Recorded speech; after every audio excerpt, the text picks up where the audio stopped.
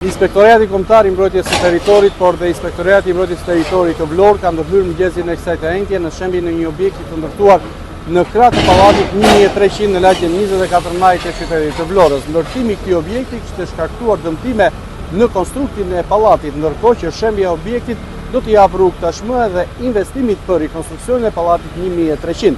Ka qenë në fakt edhe shqetësimi banorëve i ngritur disa herë për problematikën në fjalë, ndërsa tashmë është marrë edhe vendimi nga IKMT, por dhe IKMT e Vlorës për të ndërhyrë dhe për të shembur objektin në fjalë. Pritet që shumë shpejt të nisë më pas edhe investimi dhe projekti për rikonstruksionin e pallatit 1300. IKMT dhe IMT Vlorë ndërhyjnë në shembjen e një ndërtimi problematik pranë pallatit 1300 në lagjen 24 Maj. Inspektoriati Kombëtar i Mbrojtjes së Territorit dhe Inspektoriati i Mbrojtjes së Territorit Vlorë ndërhyjnë këtë teinte për shembjen e një ndërtese të ndërtuar në krah të pallatit 1300 në lagjen 24 Maj. Objekti është ngritur pranë pallatit dhe kishte shkaktuar dëmtime serioze në strukturën e pallatit, duke u kthyer në shqetësim të vazhdueshëm për banorët. Banorët e pallatit 1300 kishin ngritur prej kohësh shqetësimin e tyre pranë autoriteteve lokale, duke denoncuar rrezikun që u kanose nga ndërtimi i objektit. Ndërhyrja për prishjen e tij u paraprin nga një vendim i Këshillit të Ministrave i datës 25 shtator 2025, i cili parashikonte shpronësimin e ndërtimit dhe lirimin e hapësirës. Punimet për rikonstruksionin e pallatit kishin nisur kohë më parë, por ishin ndërprer për arsye procedurale. Pas përfundimit të procesit të shpronësimit, aksioni u rikthye dhe u finalizua këtë teinte me prishjen e plotë të objektit. Tashmë, pas lirimit të hapësirës, japet rrugë investimit për rikonstruksionin e pallatit 1300, një kërkesë e kahershme e banorëve, të cilët presin që ndërhyrja e re të përmirësojë kushtet e jetesës dhe sigurinë e tyre.